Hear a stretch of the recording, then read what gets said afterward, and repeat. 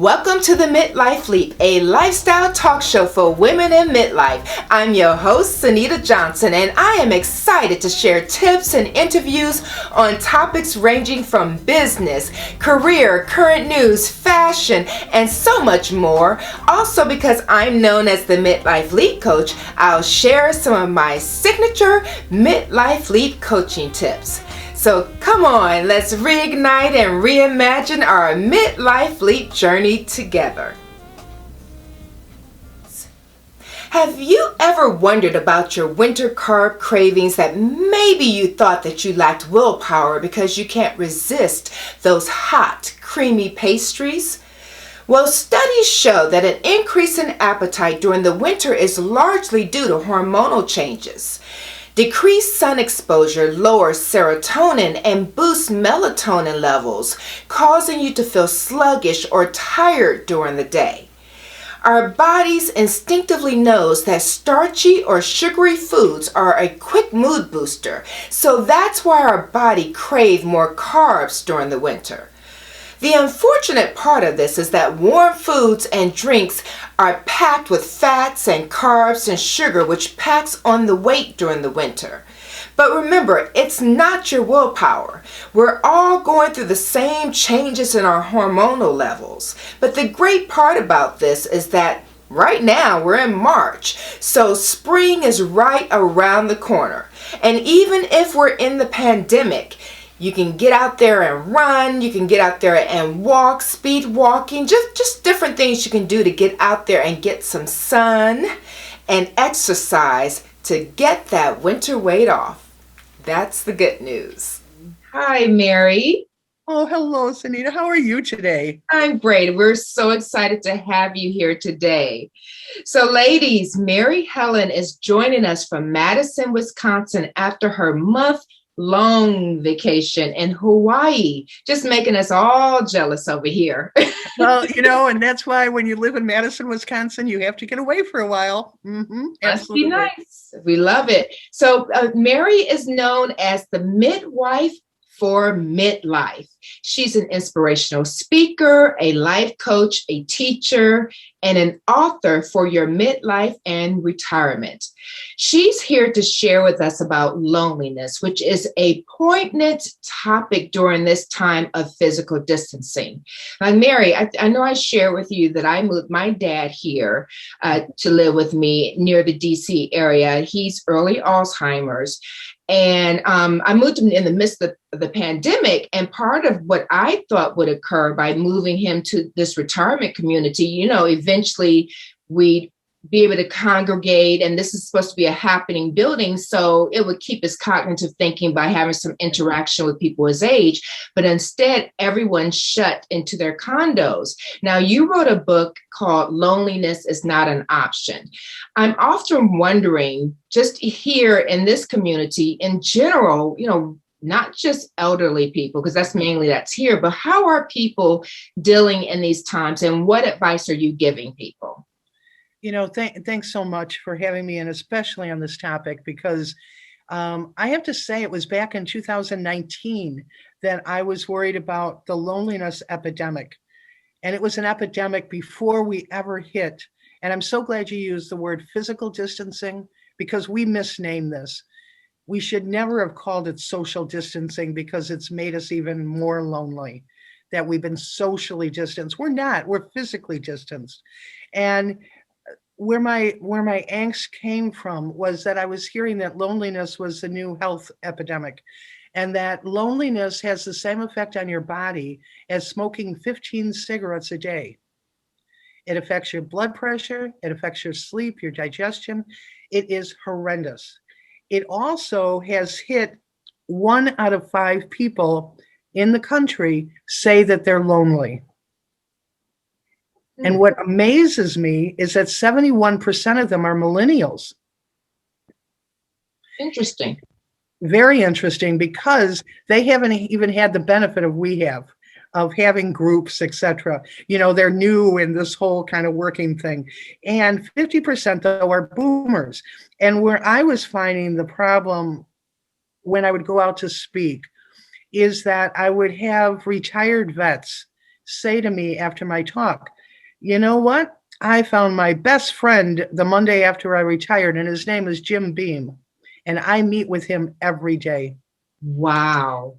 We have created a world that people, if they're not doing what we think they should be doing, which is a career job, or they should know what they're doing because they're adults, and we're isolating people. And we're putting them in boxes called condos or assisted living or whatever.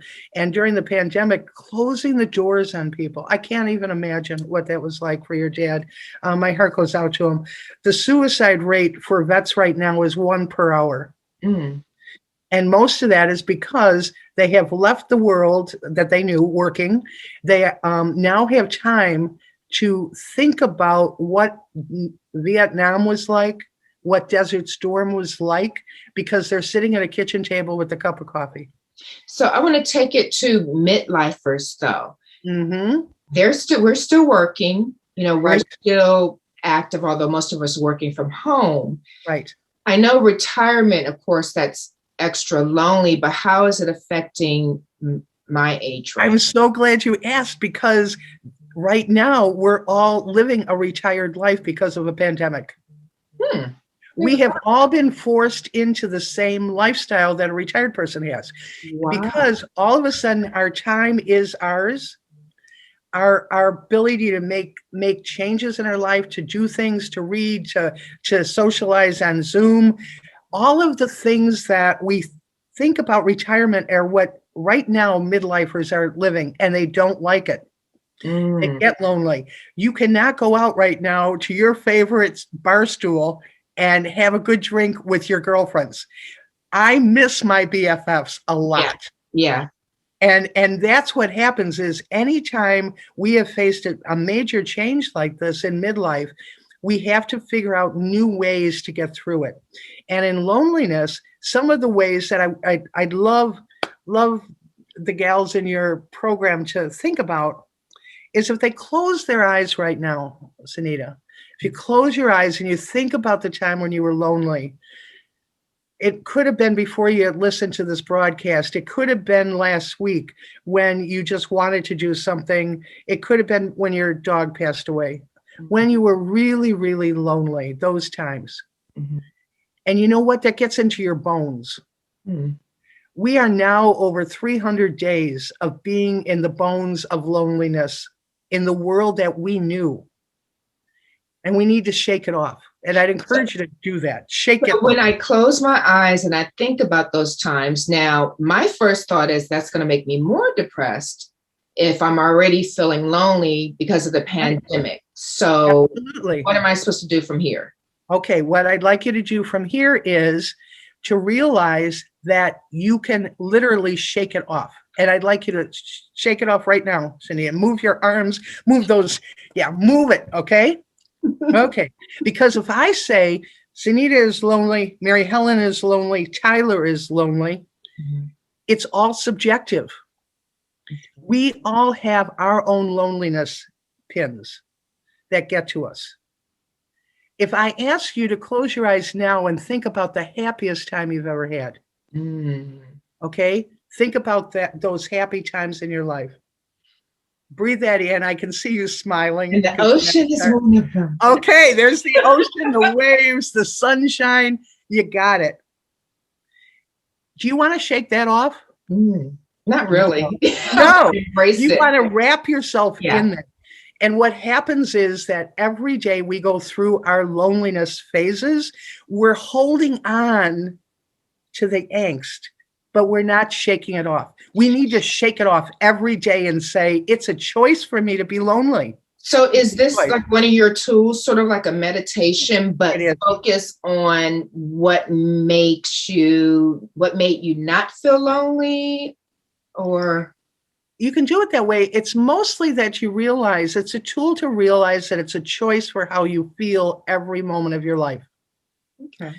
Regardless of the circumstances. Right. Regardless of the circumstances, it's a choice. Okay. And that is a big, big, awful lesson. I got to tell you, it's one of the, it's way out there. But if I hold on to the angst of that day. You know what? Gail King is great for this. This is Gail King's tip. She walks into her bathroom every morning and takes a look at her mirror. And she goes, Gail, you are the most fabulous, wonderful, beautiful, intelligent woman I've ever met. And she stands in front of her mirror and does that every day. Mm-hmm. So I took that tip and I thought, what can I do in my bathroom to kind of create that thing? And one is, I have a big Post-it note there, goes, celebrate you. I have a big sign, celebrate you. The other thing I have is a picture of my family in the bathroom on the table, the sink there, because I say, good morning, family. I really love you today. There's another thing on my bathroom that said, my son gave me, it says, what good will you do today? Those are the ways that I start my morning. I walk in and go, yes, Mary Helen.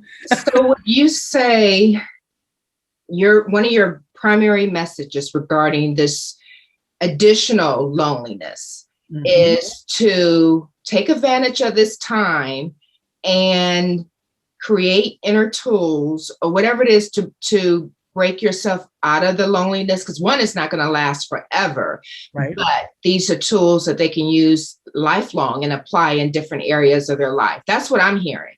Absolutely, Sinead. And the reason is we've been given this pandemic for a reason. If I'm the same person I was last March, something's gone wrong. Something's gone wrong.